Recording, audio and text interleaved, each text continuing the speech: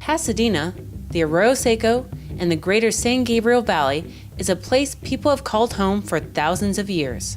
Prior to contact with the Spanish, English, and other European colonists in the 16th century, indigenous cultures called this land home. So the Tongva and the Hahamangna were an interesting group of people because, among other things, they had the possibilities for men and women to both be shaman and to be chiefs.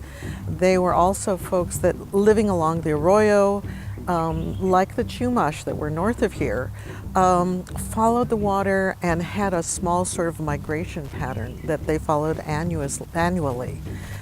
They would travel from here and continue and go all the way down to the coast and do trading along the way. One of the main things is how little we actually know, because this is a people who were virtually, they really tried to erase them. And it wasn't just the Spanish colonizers, but through successive Spanish colonization and then the Mexican period, a lot of the Indians blended in with Mexican culture. There are some people that preferred to be called Tongva. There are some people that prefer to be called Gabrieleño. And there are some people that prefer to be called Kij, because this is how they express their sense of place and identity. And each feel it very strongly. Tongva means people of the earth.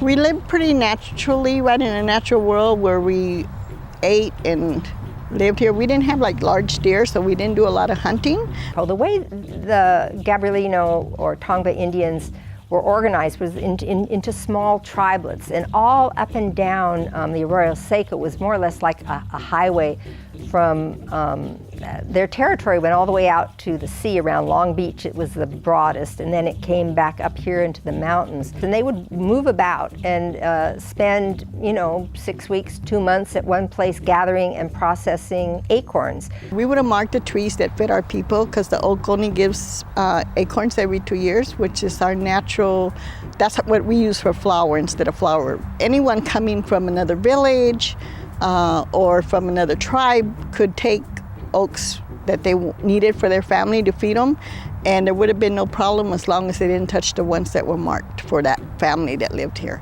They've been denigrated as digger Indians because they did not make pottery and they didn't have horses, but they did make incredible baskets.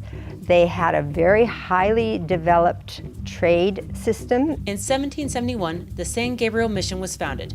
Spanish missions were sites of relocation, forced labor, and Christian conversion of the indigenous people. The missions came, and I always say there wasn't a sign out there saying, like Walmart might have a sign saying, come and work, we have job openings. At the mission, it was like, you come in, it was just come in here and they put you in a little closet for 7 days till you became good or you decided to get baptized. When they were baptized, they were given new names and often were given Spanish surnames.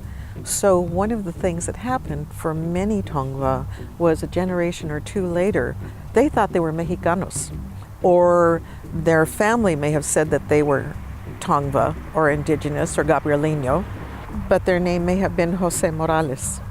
And so you go to school and they no longer are speaking the language, and a sense of identity is lost. And that's where it's really exciting nowadays that you have people who are reclaiming their heritage and learning again the Tongva language and sharing that with others.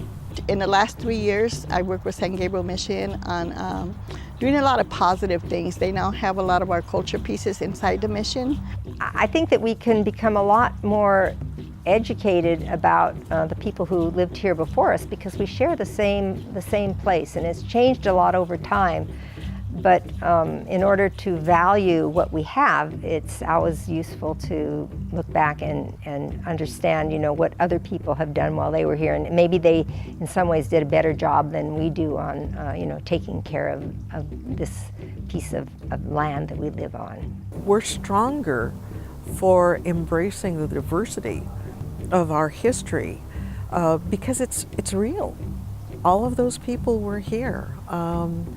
I think it's also really valuable to remember the nature and how very, very important it is. It always has been to Pasadena, or to what becomes Pasadena.